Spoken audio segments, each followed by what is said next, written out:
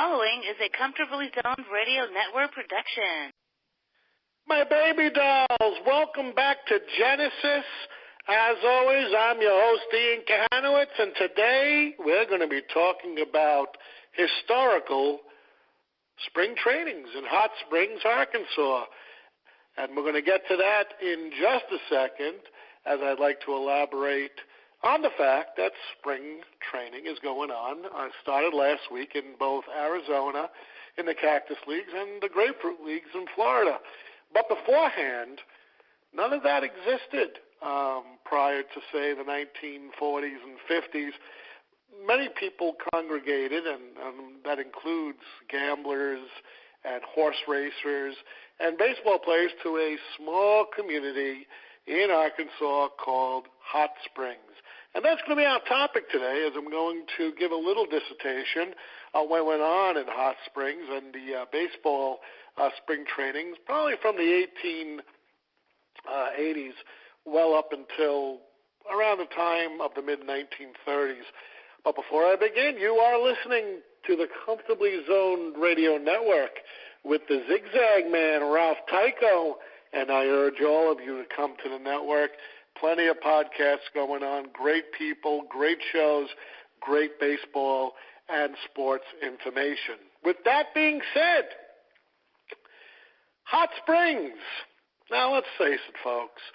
We all know that in the early days of baseball, most of the major league teams conducted spring training, but it was limited. It wasn't this big shadoo like we have today for about 6 weeks down in Florida and Arizona, where they're growing economies. The local economies profit off the teams. Back then, you barely had trains. All the teams were located in the north and the northeastern part of the country.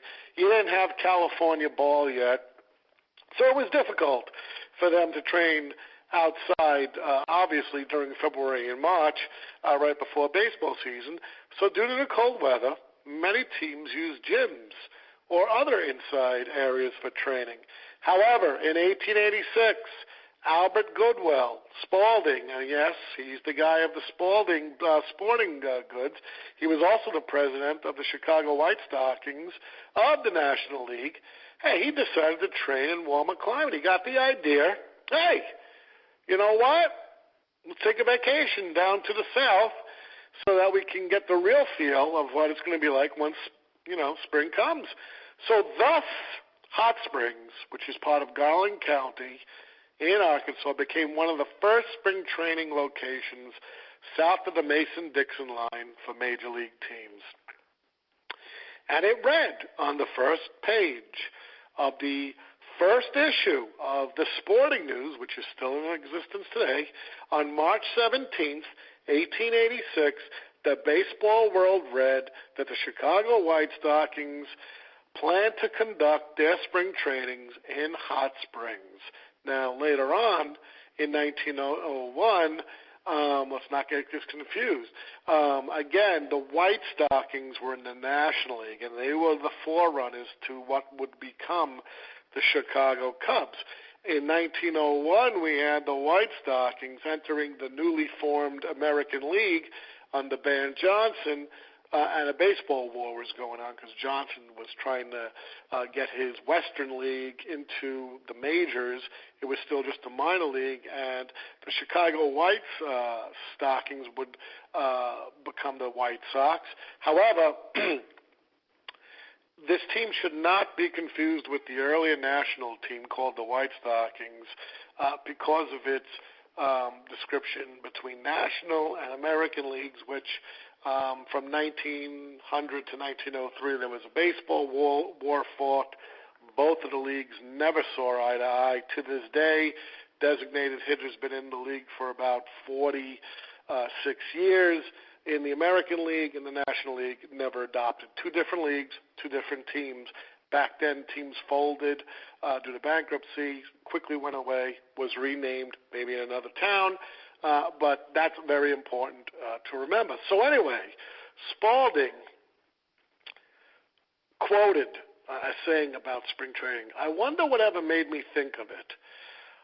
Now, Cap Anson, who I did a dissertation on last month, he wanted to send a physically fit team onto the field when the National League opened in April, as the ritual has remained ever since. The main reason Spalding sent his team to Hot Springs for 2 weeks was for the players to bathe in the hot springs in hopes of clearing their bodies of alcohol, thereby losing weight and enhancing their physical condition. Spalding, in addition, besides Anson, he believed that the southern weather would be more conducive for training than the colder weather in the north. The players could get their legs in shape and build stamina by climbing the mountains that the area had to offer. Now, the Daily Gazette reported that same March 17, 1886, the Chicago Baseball Club are in the city of Hot Springs and will practice every day as soon as suitable grounds can be made. While in Hot Springs, the National League team played on a field behind what is now known as Garland County Courthouse on Ochita Avenue. The Avenue Hotel, later called the Majestic Hotel on Park Avenue, near the junction of Central and Whittingham Avenues, accommodated the Chicago visitors. The team featured such notables as I mentioned, Hall of Famer Cap Anson, John Clarkson, Mike King Kelly. Very important. He's another Hall of Famer. All who were later inducted, as I mentioned, into the Hall of Fame, as was Spalding. So with them was the fastest man in baseball, outfielder Billy Sunday, who later became a famous evangelist. Now, the spring training that Spalding did and his team did was the signal for other major league teams to head south, many to the Arkansas resort. The floodgates opened wide, and major and minor leagues, as well as individual players, went down to, again, the city's called Spa City because of its hot springs and its hot baths, so that people could replenish themselves. In this case, baseball players felt that the hot springs, as I mentioned before, was going to clear them of all the toxins and alcohol from their body. They all flocked from Spa City from 1886 well into the 1940s. These teams included the Pirates, the Red Sox, the Cincinnati Reds, the St. Louis Browns, the Cardinals, Philadelphia Phillies, Brooklyn Dodgers, New York Highlanders, later on the Yankees, and many others. Exhibition games, pepper games, infield practices, cutoff plays, sliding practice, calisthenics, again mountain climbing, and soaking in the tubs took place every spring training in Hot Springs. Many of these players participated in the local life that Hot Springs had to offer too. And again, there was plenty of vices going around in the city over here in Hot Springs. And for example, in 1904, John McGraw, player manager of the Giants, visited Hot Springs and was arrested along with his friend C.T. Buckley for gambling. In 1912, good old Honus Wagner, the great Pittsburgh Pirates shortstop, assisted in officiating a high school basketball game between Hot Springs High School and Memphis High School at the Bijou skating rink in Hot Springs. Babe Ruth visited Hot Springs many times. In addition to practicing baseball, Ruth enjoyed golfing and attending the races at Oak Lawn Park. John Taylor, owner of the Boston Red Sox, built a practice field in Hot Springs for his team in 1909. The field, then dubbed Majestic Park and located on Belding Avenue, is now the site of baseball fields owned by the Hot Springs Boys and Girls Club. But back in 1910, the Brooklyn Super Paws, later the Dodgers, were in town practicing at their location on Whittington Avenue. One afternoon, Bill Dolan, Brooklyn's manager, gave his team a break from afternoon practice, and the players headed across town to scrutinize the first game between the Boston Red Sox and the Cincinnati Reds at Majestic Park. Most of the Brooklyn players sat on the newly built stand with about 200 other spectators. During the fifth inning, a small structure collapsed. Nobody was hurt, but Tommy McMillan, shortstop for Brooklyn, landed in Cy Young's lap. How about that for a story? Now, what happened was, in the 1930s and 40s, many baseball stars taught at the Ray Doran Baseball School in Hot Springs. Young men traveled from all parts of the country to attend this school, hoping to sign a professional baseball contract. At its peak, the school drew between 300 and 400 baseball students to the month-long session. In the late 1940s, Roger Hornsby took over the school, and he managed it until the mid-1950s.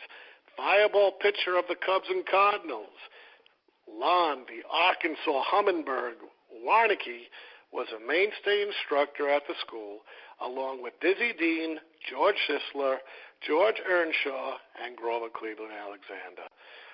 George Barr, Major League umpire, initiated an umpire school in the city.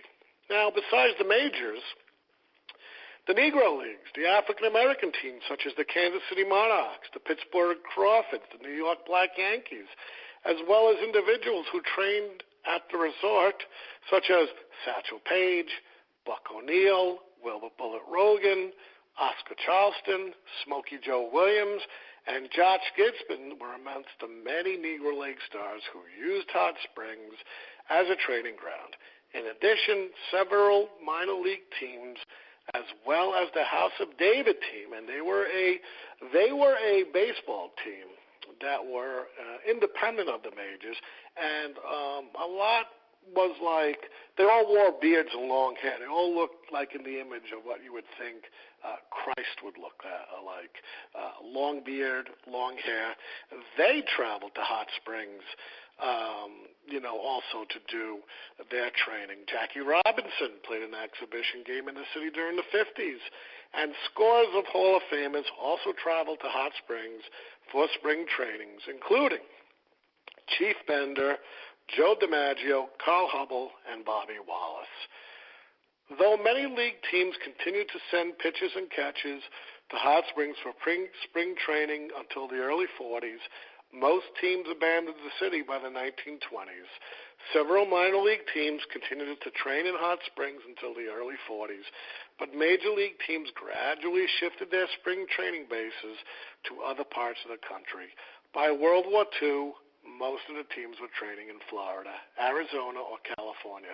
Reasons for the move to other states included warmer climates, less rain, better practice facilities, and teams training within close proximity. Today, spring training is a multi-million-dollar business, like I mentioned earlier in the podcast, as 15 major league teams train in Florida, the Grapefruit League, and the other 15 in Arizona.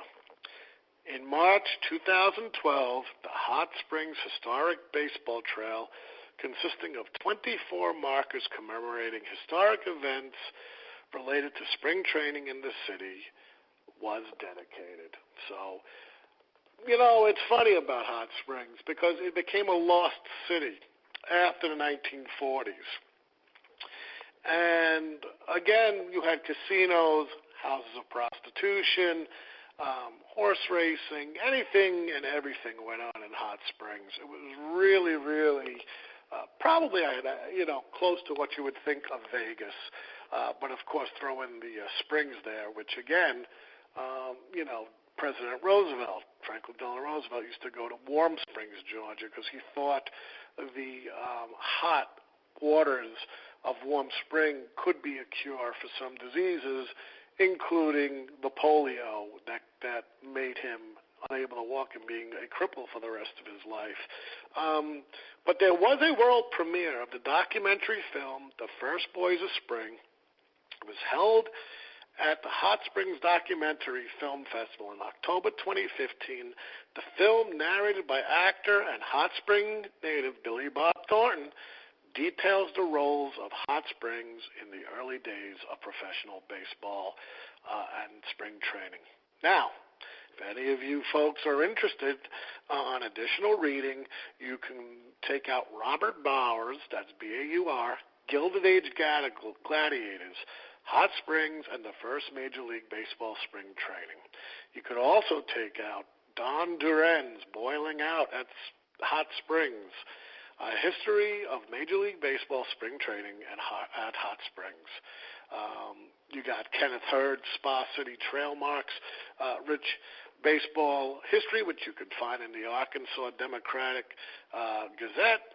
And you can there's a whole lot of stuff, if you don't want to go to these sources, on Google. And if you do your research, you'll realize how different it was and how it pioneered what we know of today in spring training. And I hope you folks enjoyed the show. You know, I'm not going much of an hour. I'm still recovering from surgery. But, you know, I'm having fun. I love Ralphie, love the station. And, you know, I hope you learned something about spring training today. As always, I'm Ian Kahanowitz. And, of course, I always end the show in the immortal words of my hero, Edward R. Murrow. Good night, folks. Good luck. We'll see you next time. The proceeding was a Comfortably Zoned Radio Network production. Thank you for listening.